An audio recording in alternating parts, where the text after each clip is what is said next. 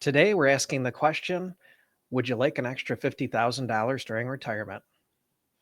Hello, and welcome to Money Talks. My name is Ken Wink from Summit Financial.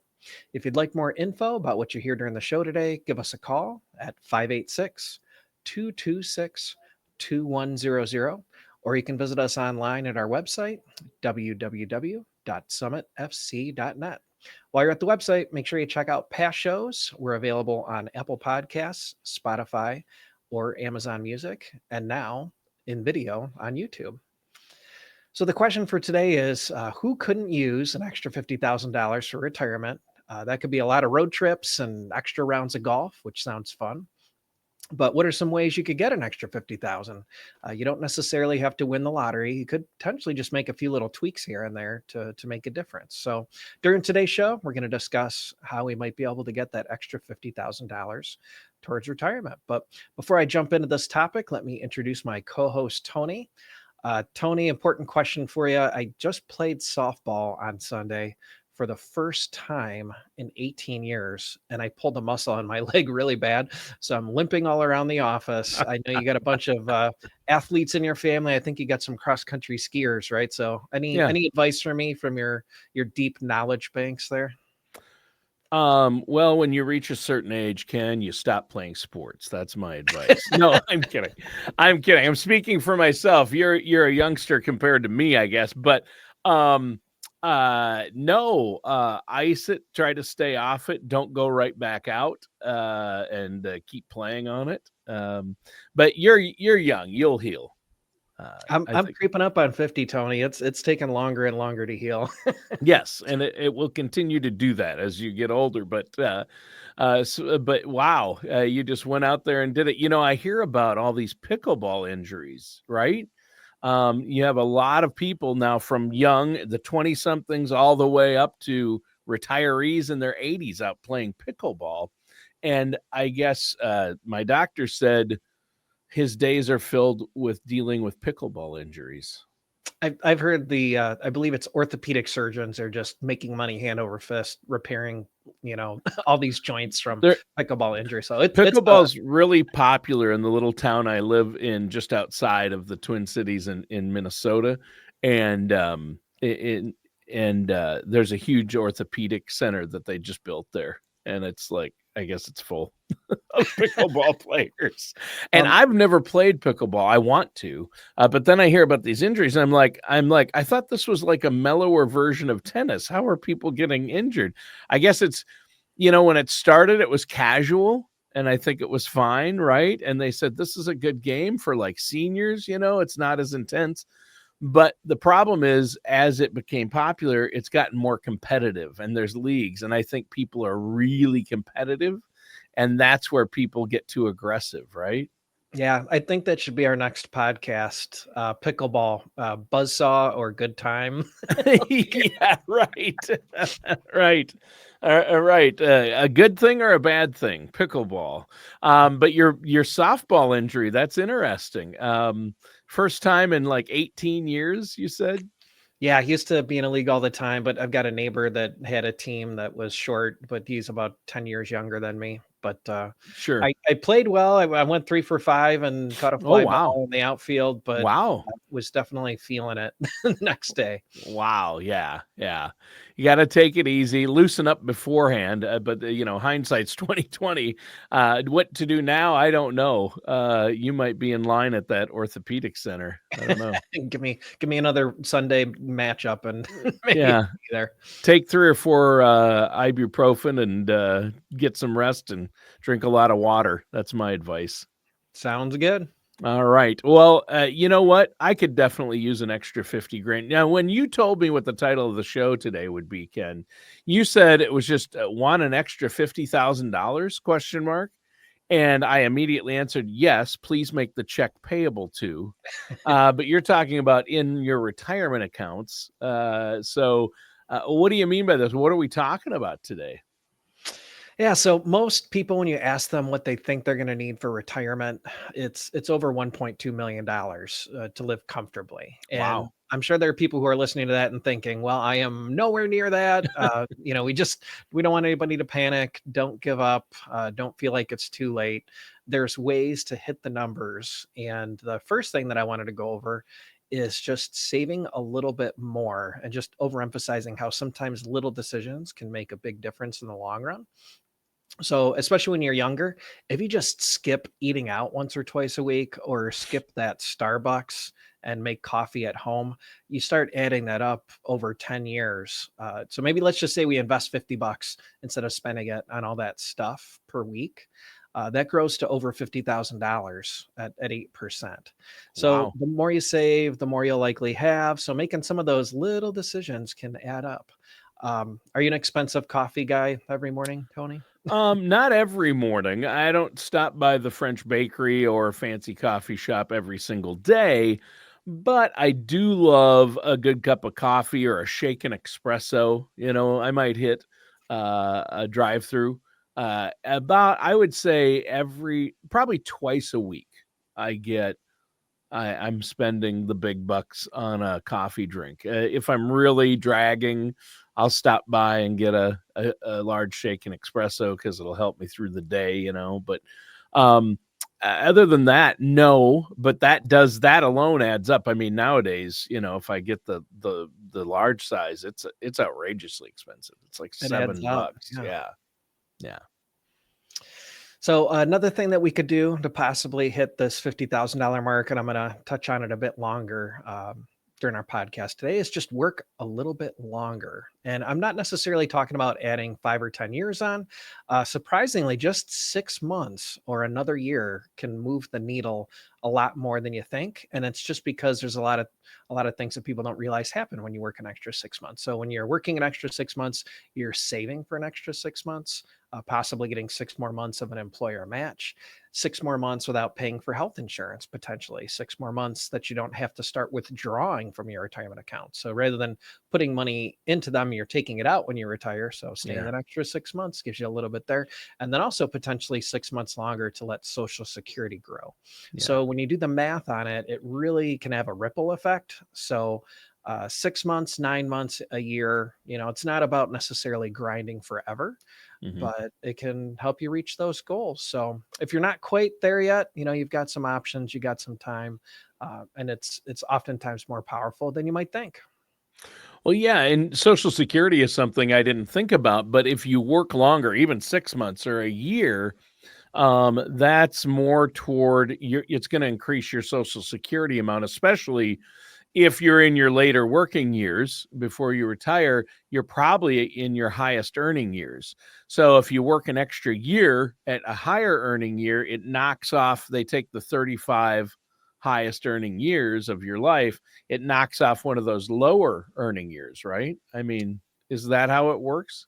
Yeah, that's exactly how it works. So if you delay that retirement just a little bit longer, especially if you do it a year, that could give you another year of working. Because when most people are working, their later years are their higher earning years. Yep. So that can help sort of increase the average and increase the Social Security. And then just by delaying it, if you delay it from age 62 to 67, typically it's going to increase it over 6%. And then from 67 to 70, it's actually increasing it over 8%. So you've got Wow. the years worked thing going for you at a higher income. And then you've also got this extra additional payout just because you wait in those later years. So there's a lot of things there that can help out. And just like a couple little stats, if you retire at age 62 rather than age 67, which is what most people have for their full retirement age, some people at 66 and a half, but that typically reduces your Social Security benefits by 30%. So that So can by really help. filing as soon as you can at 62, it's going to reduce it by 30%. That's right. Yeah. Wow. So, and then if you hold off until age 70, that can give you an extra 30% bump. And we're not Wow. saying that everyone should work until they're 70, but if you're Right. close, maybe waiting another extra, wait 6 months, wait a year, it can have a notable difference. Wow. Wow, that's huge. Yeah. And again, it's because those benefits are based on that 35 highest earning years, and you get the adjustments for inflation. So that's nice. Yep. Yeah, that's huge. And Social Security is a big one. I know you've talked about it on shows before, and you have a Social Security maximization report you can run for people. I think that's great. So we've got Social Security covered. What is delaying retirement, even a little bit, like you've talked about? What does that mean for your retirement savings? So 2025 has been a wild year so far, and we're only 5 months in here. It has been. Yeah, I had somebody write me a note the other day just saying, "I've got all this money sitting in the bank, but I absolutely don't want to invest in anything, and I trust nothing."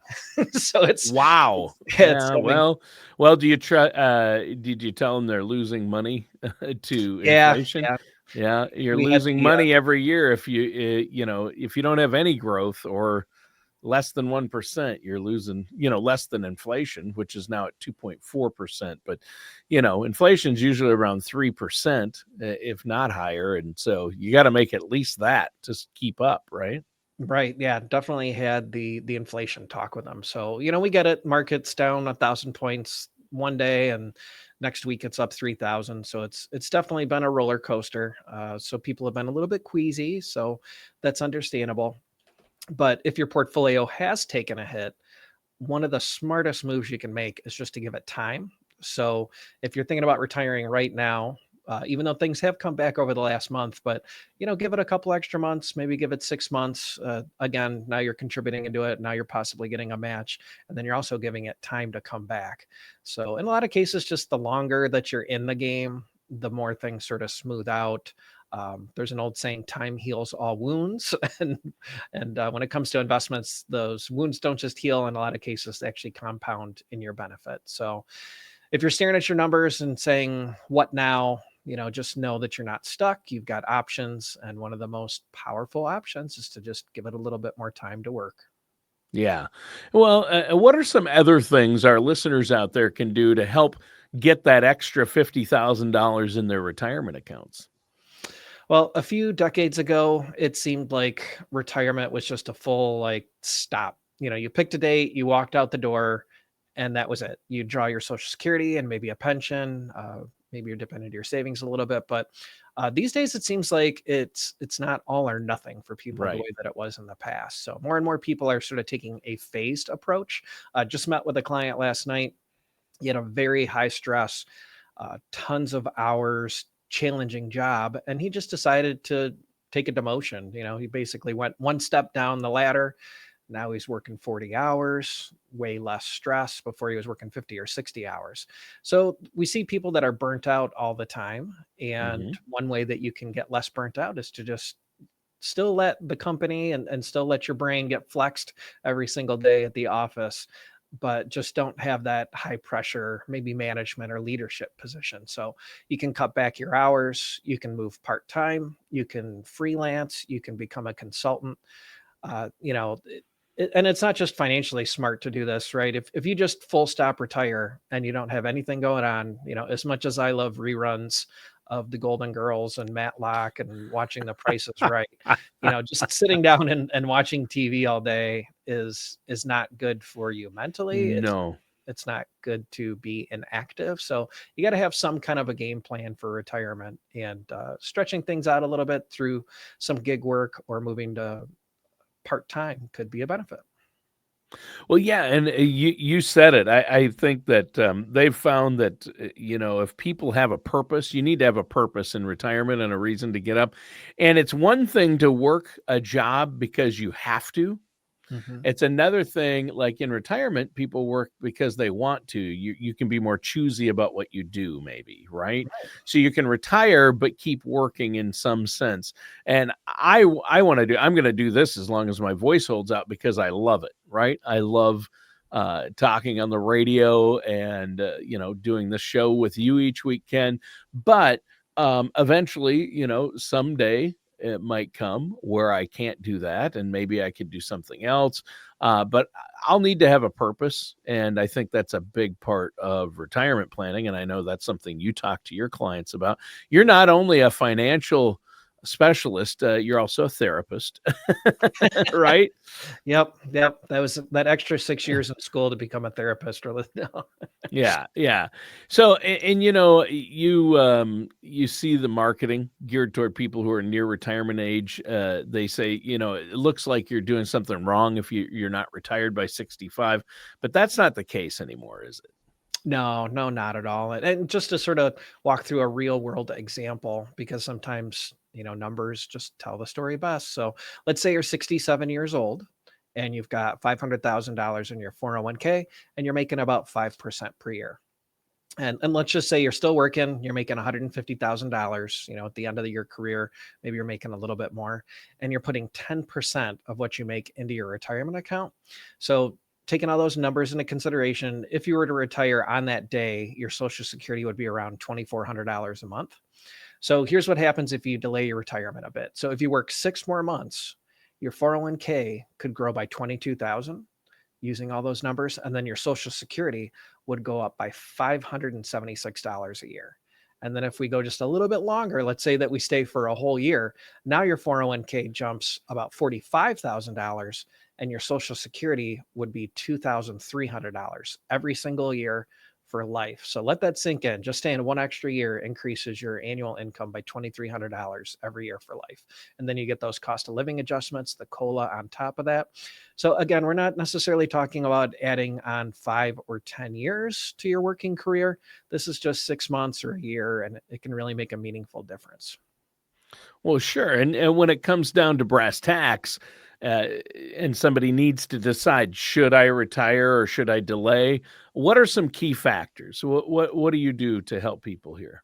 Yeah, so every situation's different, obviously, and it depends upon you, your finances, your physical health, your mental health, maybe your gut telling you what comes next at work or with your personal finances or health issues in the family. So you just got to ask yourself a few simple questions. Do you have a financial plan that really makes you feel secure?